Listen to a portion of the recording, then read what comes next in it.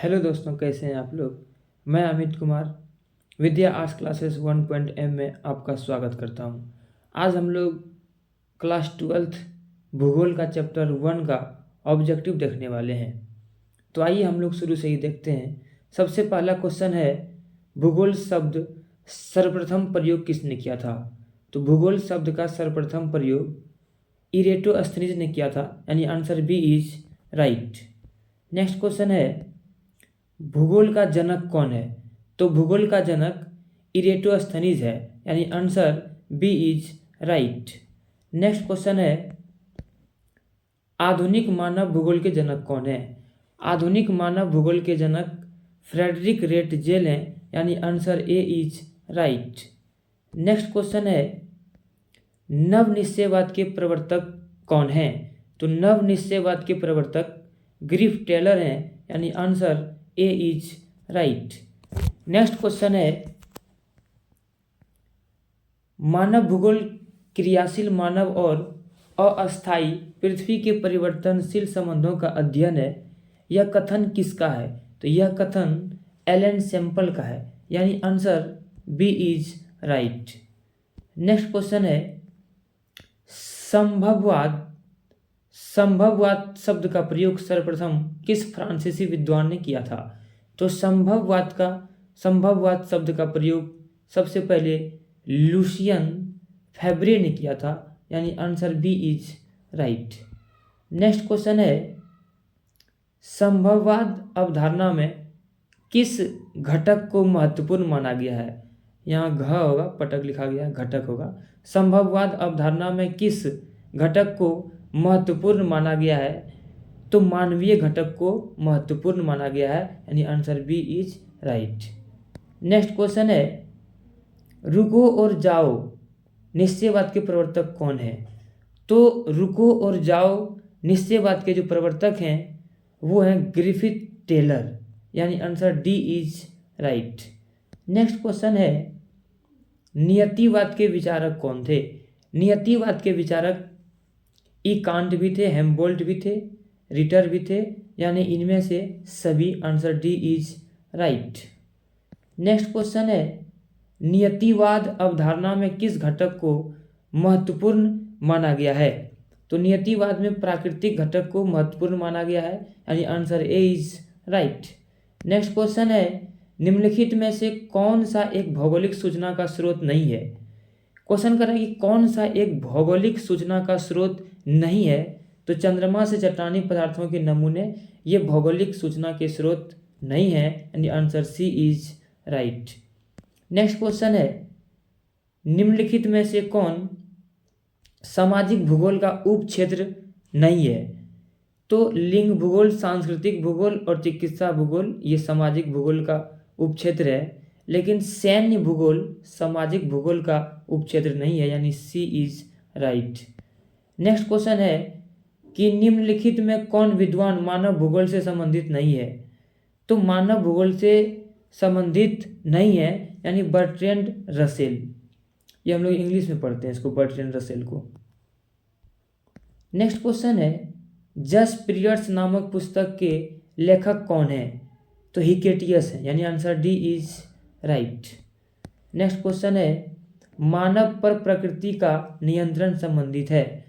तो मानव पर प्रकृति का नियंत्रण जो संबंधित है वो है मानव का प्राकृतिकरण से संबंधित है वो, यानी answer B is right.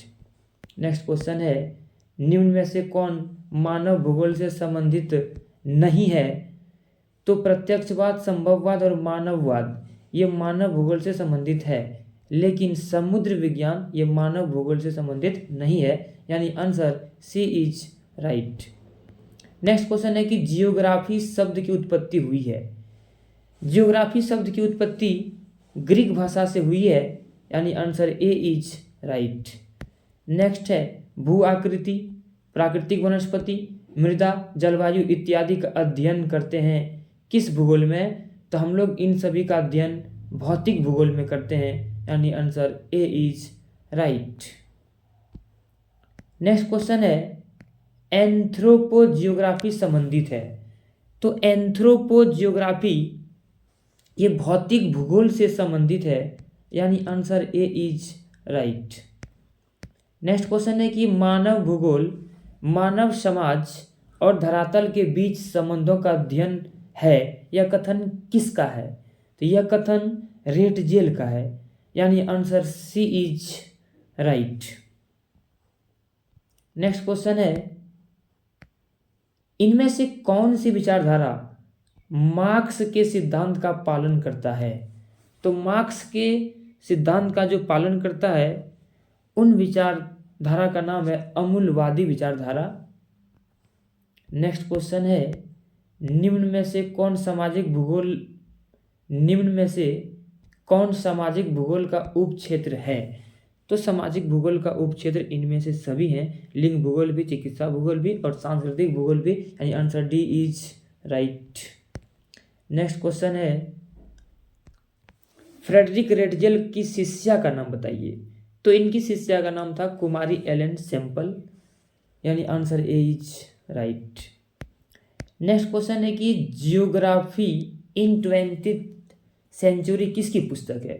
Geography in 20th century, ये जो पुस्तक है यह पुस्तक ग्रिफिथ टेलर की है, यानी answer C is right. Next question है 25 नंबर क्वेश्चन कहता है 1990 का दशक भूगोल के किस उपागम के लिए जाना जाता है? तो 1990 का दशक भूगोल के आधुनिकतावाद उपागम के लिए जाना जाता है, यानी answer D is right. Next question है निम्न में से कौन आर्थिक भूगोल का उपक्षेत्र है? निम्न में से कौन आर्थिक भूगोल का उपक्षेत्र है? तो आर्थिक भूगोल का संसाधन भूगोल भी है, कृषि भूगोल भी है और उद्योग भूगोल भी है, यानी इनमें से सभी, यानी answer D is right. Next question है जियोग्राफिकल इंट्रोडक्शन टू हिस्ट्री नामक पुस्तक किसके द्वारा लिखी गई है? तो यह पुस्तक लुसियन फैब्रे के द्वारा लिखी गई है, यानी answer B is right.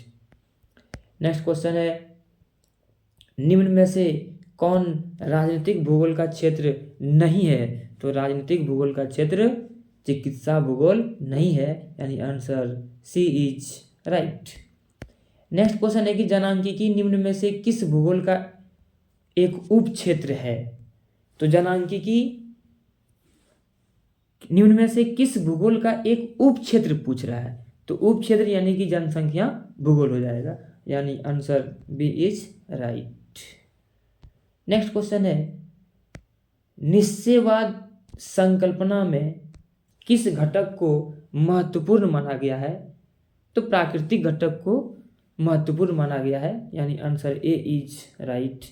Next question और लास्ट क्वेश्चन भी है पर्यटन भूगोल मानव भूगोल के किस क्षेत्र से संबंधित है? तो पर्यटन भूगोल आर्थिक भूगोल से संबंधित है, यानी आंसर डी इज राइट।